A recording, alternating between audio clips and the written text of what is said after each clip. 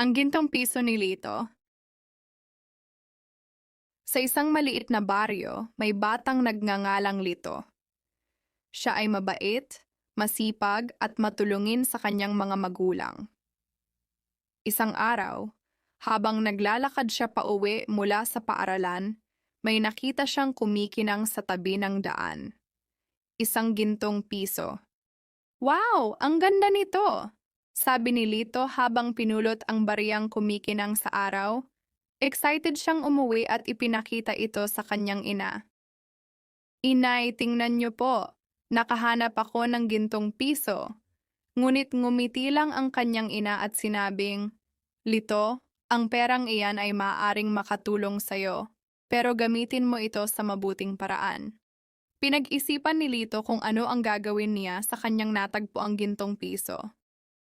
Pumunta siya sa tindahan at tiningnan ang maraming laruan at candy.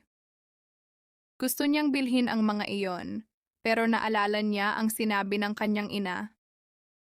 Sa halip, dinala niya ang piso sa kanilang eskwelahan at ibinigay ito sa kanilang guro.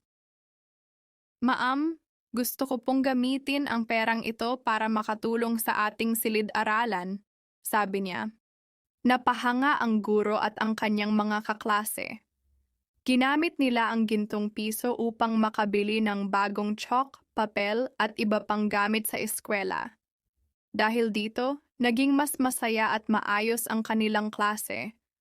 Mula noon, tinuruan ng guro ang kanilang klase tungkol sa tamang paggamit ng pera, hindi lamang para sa pansariling kasiyahan, kundi para rin sa kapakanan ng iba.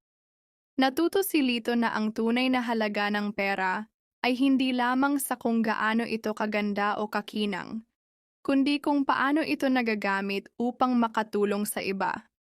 At mula noon, tuwing nakakakita si Lito ng pera, lagi niyang iniisip, paano ko ito magagamit sa mabuting paraan?